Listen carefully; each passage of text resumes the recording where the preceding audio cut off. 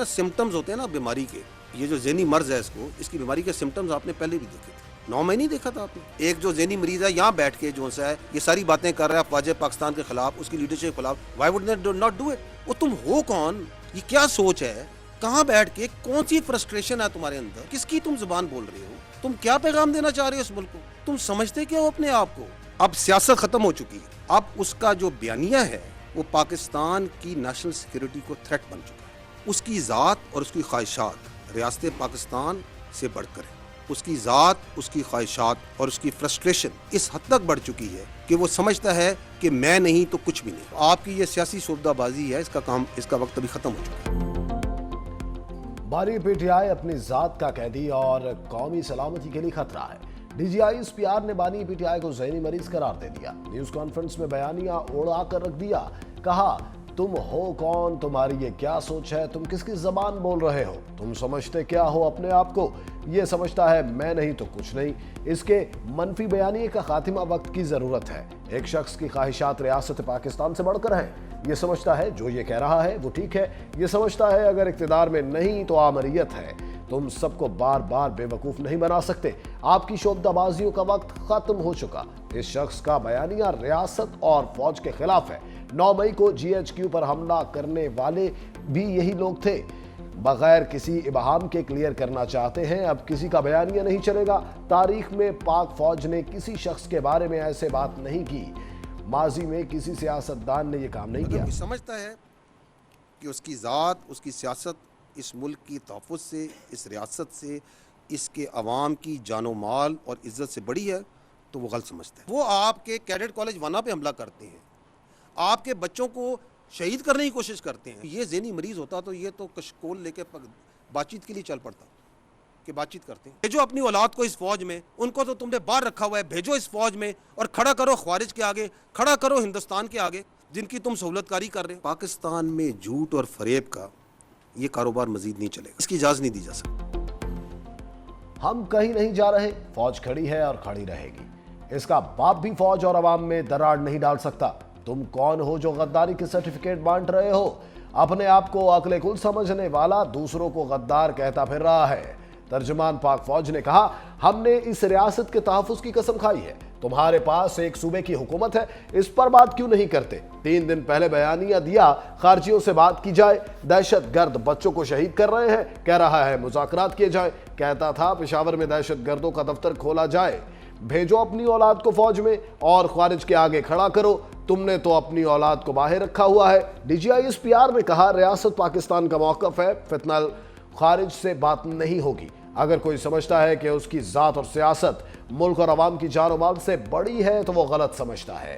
پاکستان میں جھوٹ اور فریب کا کاروبار مزید نہیں چل سکتا. کتا بھونک رہا ہوتا ہے نا, اس کے بارے میں جو سنتے ہیں یہ terrorist, they protection four.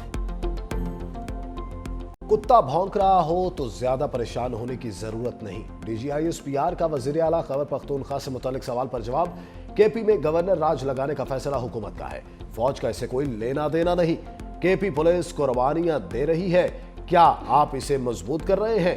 D G I S P R نے کہا دہشت گردی ایک دن میں ختم نہیں ہوگی. اس کے لیے سیاسی مرضی کی ضرورت ہوگی. ہم ملک میں جنگ لڑ رہے ہیں, انٹیلیجنس بیسڈ آپریشن ہو رہے ہیں. ہم نے کبھی افغانستان رجیم سے بات کرنے سے انکار نہیں کیا. فوج نہیں حکومت ریاست ہوتی ہے. فوج ریاست کا ایک ادارہ ہے.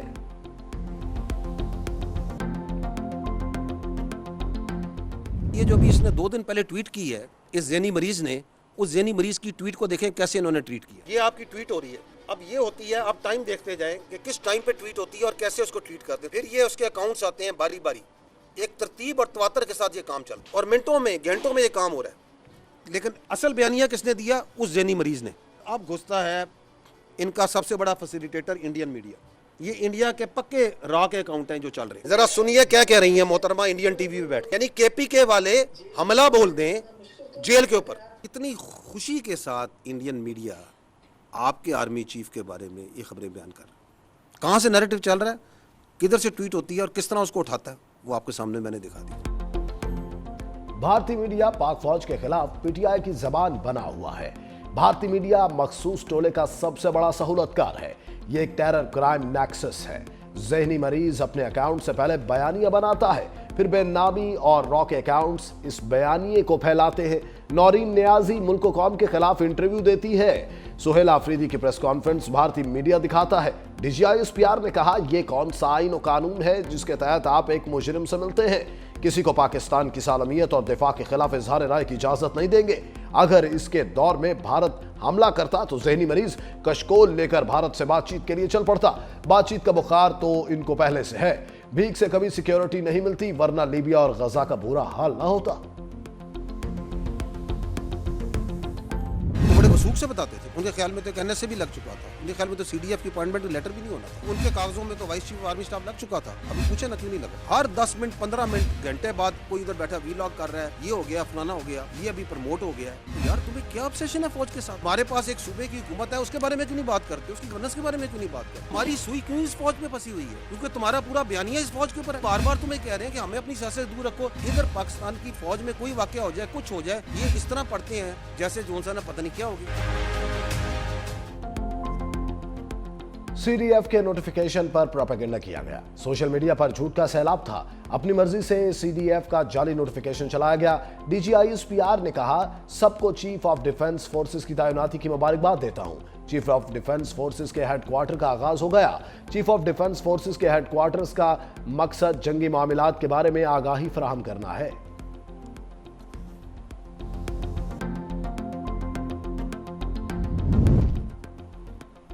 پی ٹی آئی نے دہشت گردی کے خلاف جنگ کو دل سے نہیں اپنایا۔ وزیر دفاع خواجہ آصف نے کہا پاکستان اور فوج کے خلاف بیانات کی پی ٹی آئی نے کبھی مذمت نہیں کی۔ بانی کی بہنوں کا بھارتی میڈیا سے بات کرنا تابوت میں آخری کیل ثابت ہوا۔ بانی پی ٹی آئی ہمیشہ سیاستدانوں سے بات کرنے سے انکار کرتے ہیں۔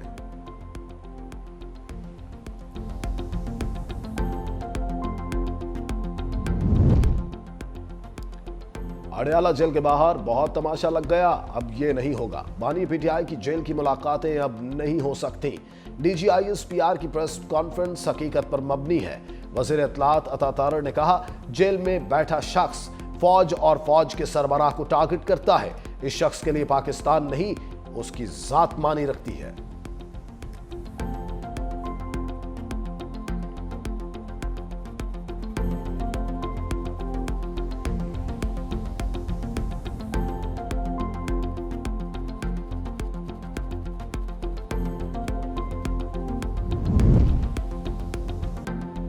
کہا تھا ریاست ملک دشمنوں کو خود جواب دے گی۔ ریاست نے واضح طور پر بتا دیا جو بھی دشمن کا بیانیہ لے کر چل رہے ہیں اور وہ غداری کے زمرے میں ہیں۔